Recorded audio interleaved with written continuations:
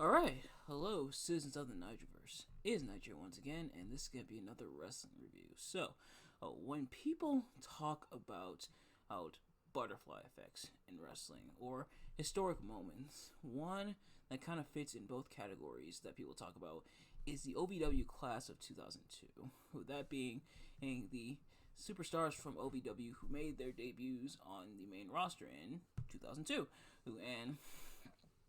And a lot of notable names come from that class, including John Cena, Shelton Benjamin, Randy Orton, and one of the people we're going to be talking about in this match, Brock Lesnar. And in this case, it's Brock's turn. You see, Brock Lesnar, when he came onto the main roster in 2002, he was heralded as the next big thing. And they did just about everything possible to put that over. Of course, it also helped that Brock had some incredible, freakish athleticism and strength, and today, hey, we are focusing on his official coronation as he makes history, becoming the youngest ever WWE champion. And I'm of course talking about Brock Lesnar versus The Rock at SummerSlam 2002. Who, As always, I'm not a professional wrestling reviewer or anything like that. Just a man who enjoys a good time, and I definitely had a really great time watching this match. So, without further ado, let's get right into the action. So, if you've seen these reviews of mine before, or you already know how this works, if you haven't, I'm going to be talking about what I liked and disliked about the match. So, starting with what I liked. This match definitely, if you want to build up Brock Lesnar in a big way, especially considering this is for the WWE Championship and the Undisputed WWE Championship at that. Crazy to think that 20 years later we have another Undisputed WWE Championship situation. But if you want to build up Brock Lesnar in a big way, this is how you do it, while also maintaining The Rock's kind of position in the status quo. WWE essentially having the ability to have their cake and eat it as well. And Brock Lesnar, who had won King of the Ring, which is how he got this title opportunity. He won King of the Ring that year, and it was apparently such a dominant King of the Ring that they didn't have it for a few years afterwards. But Brock pretty much dominant in mere months. It's like we're talking months into his main roster debut, and by SummerSlam he's already. I believe it was the SmackDown after WrestleMania he made his main roster debut. And then by SummerSlam, so in a matter of about, I think they said on commentary about 5 months, Brock Lesnar is already in the WWE Championship picture, and challenging The Rock for the WWE Championship, and like I said, very much a showcase for Brock here. Brock getting offense in the majority of the match. Now The Rock doesn't look like a total jabroni, nope, unintended. He is able to get his shine in, and he's able to hang for the most part with Brock, but definitely it's not quite borderline. It's not quite at the level of glorified squash, but it's definitely obvious who they're building as the major star here. And having Brock face The Rock, Brock, having The Rock be the one to really hand the torch off to Brock Lesnar, I think, is a very smart move, because as The Rock at this point kind of one foot out the door, kind of doing more of the Hollywood stuff, and it definitely shows because the crowd kind of hates The Rock a little bit. They do kind of flop back and forth. So it's kind of weird. But with The Rock kind of slowly bowing out, having him put over this next big star in Brock Lesnar, literally the next big thing. I think very smart move at the time, of course.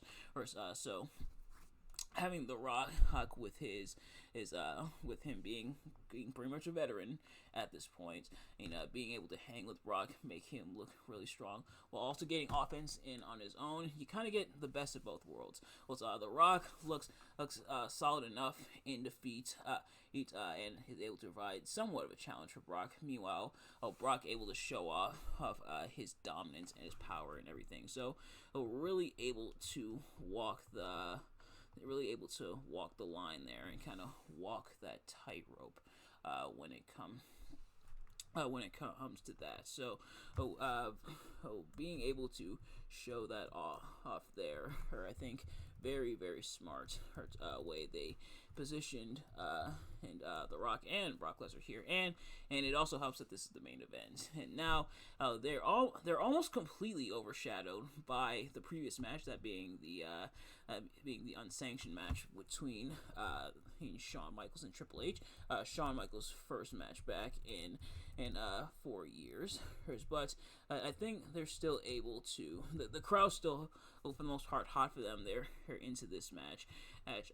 Thankfully, Triple H and Shawn didn't take too much of the shine away from Brock and The Rock here, and it even starts off Fast and Furious with The Rock laying down the championship and beelining for Brock in the ring, running right after him. He does kind of wait around to pose, like jumping around until his name is announced, which is kind of funny. But yeah, so a bit of a showcase, but that's not always a bad thing. And having Brock get the majority of the offense here, I think it works. It's not quite as one-sided as, say, John Cena against John Cena at SummerSlam 2014, but still a really good look for Brock here, and what they're able to accomplish really builds up Brock in a really big way. And it definitely puts him over as the next big thing. And they